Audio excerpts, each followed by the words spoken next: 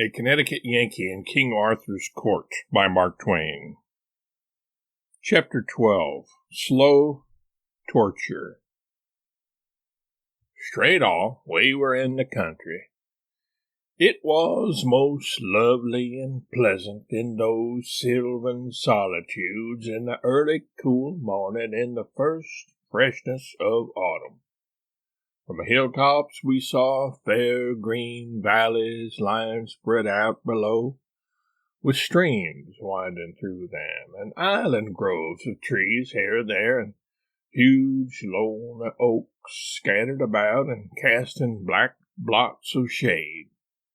And beyond the valleys we saw the ranges of hills, blue with haze, stretching away in billowy perspective to the horizon, with at wide intervals a dim fleck of white or gray on a wave summit, which we knew was a castle. We crossed broad natural lawns sparkling with dew, and we moved like spirits, the cushioned turf giving out no sound of footfall.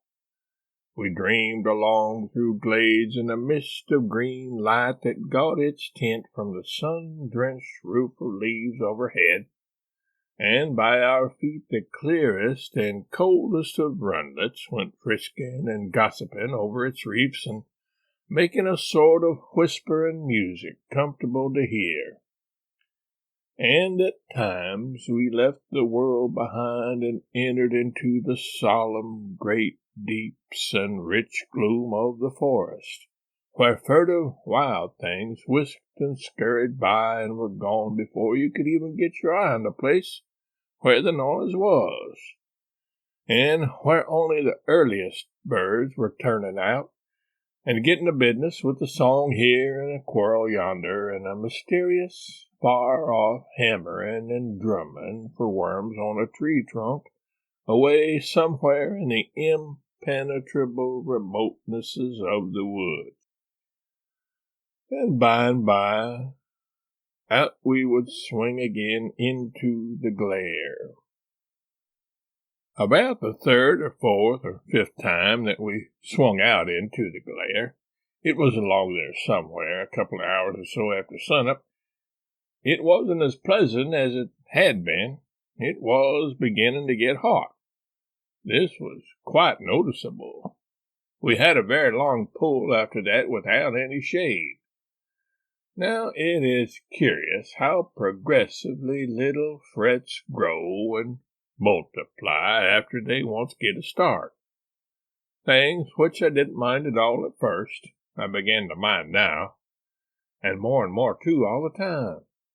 The first 10 or 15 times I wanted my handkerchief, I didn't seem to care. I got along and said, never mind, it isn't any matter, and dropped it out of my mind. But now it was different. I wanted it all the time. It was nag right along and no rest. I couldn't get it out of my mind. And so at last I lost my temper and said, hang a man that would make a suit of armor without any pockets in it. You see, I had my handkerchief in my helmet, and some other things, but it was that kind of a helmet that you can't take off by yourself. That hadn't occurred to me when I put it there, and in fact I didn't know it. I supposed it would be particularly convenient there, and so now the thought of its being there so handy and close by, and yet not get-at-able, made it all the worse and the harder to bear. Yes, the thing that you can't get is the thing that you want, mainly. Everyone has noticed that. Well, it took my mind off from everything else, took it clear off and centered it in my helmet.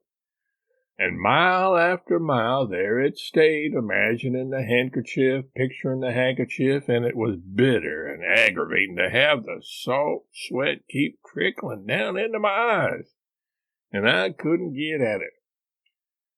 It seems like a little thing on paper, but it was not a little thing at all. It was the most real kind of misery. I would not say it if it was not so. I made up my mind that I would carry along a reticule next time, let it look how it might, and people say what they would. Of course, these iron dudes of the Round Table would think it was scandalous and maybe raise Sheol about it, but as for me, give me comfort first and style afterwards.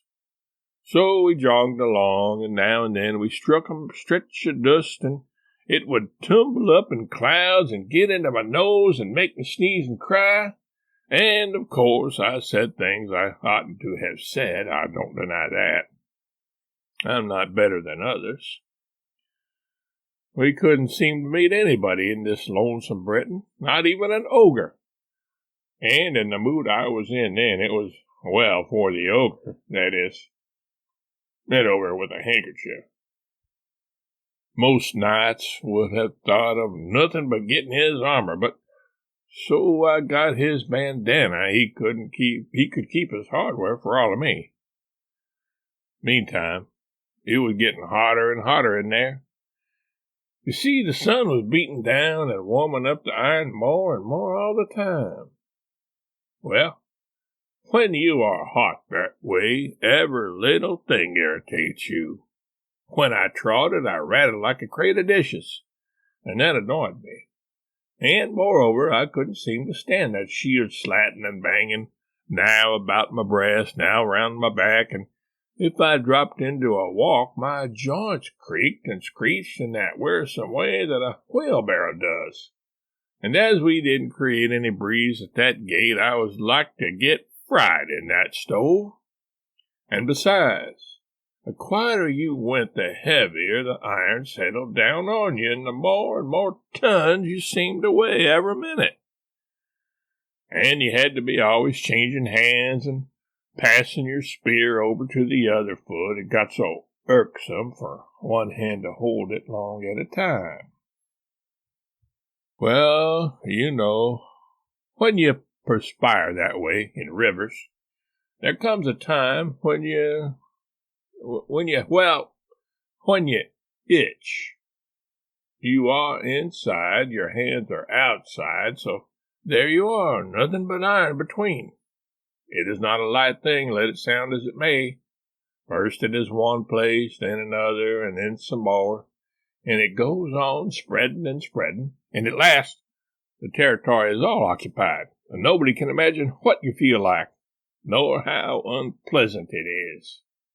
And when it had got to the worst, and it seemed to me that I could not stand anything more, a fly got in through the bars and settled on my nose, and the bars were stuck and wouldn't work, and I couldn't get the visor up. And I could only shake my head, which was baking hot by this time. And the fly, well, you know how a fly acts when he has got a certainty. He only minded the shaking enough to change from nose to lip and lip to ear and buzz all around in there and keep on lighting and biting in a way that a person already so distressed as I was simply could not stand. So I gave in and got Alessandra to unship the helmet and relieve me of it. Then she emptied the conveniences out of it and fetched it full of water, and I drank and then stood up, and she poured the rest down inside the armor. One cannot think how refreshing it was. She continued to fetch and pour until I was well soaked and thoroughly comfortable. It was good to have a rest and peace, but nothing is quite perfect in this life at any time. I had made a pipe a while back and also some pretty fair tobacco, not the real thing, but what some of the Indians use. The inside bark of the willow dried. These comforts had been in the helmet, and now I had them again, but no matches. Gradually, as the time wore along, one annoying fact was borne in upon my understanding, that we were weather-bound. An armed novice cannot mount his horse without help, and plenty of it. Sandy was not enough for me anyway. We had to wait until somebody should come along. Waiting in silence would have been agreeable enough, for I was full of matter for reflection and wanted to give it a chance to work. I wanted to try and think out how it was that rational or even half-rational men could ever have learned to wear armor, considering its inconveniences, and how they had managed to keep up such a fashion for generations, when it was plain that what I had suffered today they had had to suffer all the days of their lives. I wanted to think that out, and moreover, I wanted to think out some way to reform this evil and persuade the people to let the foolish fashion die out. But thinking was out of the question in the circumstances. You couldn't think where Sandy was.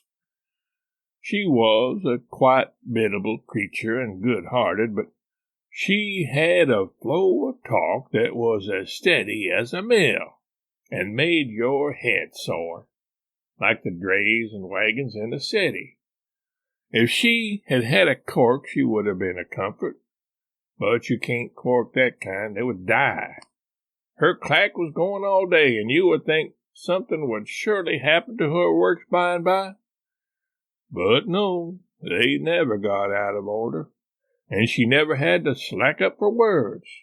She could grind and pump and churn and buzz by the week, and never stop to oil up or blow out. And yet the result was just nothing but wind. She never had any ideas, any more than a fog has. She was a perfect blatherskite. I mean, for jaw, jaw, jaw, talk, talk, talk, jabber, jabber, jabber. But just as good as she could be. I hadn't minded her mail that morning on account of having that hornet's nest of other troubles. But more than once in the afternoon I had to say, "Take a rest, child. The way you are using up all the domestic air, the kingdom will have to go to importing it by tomorrow, and it's a low enough treasury without that."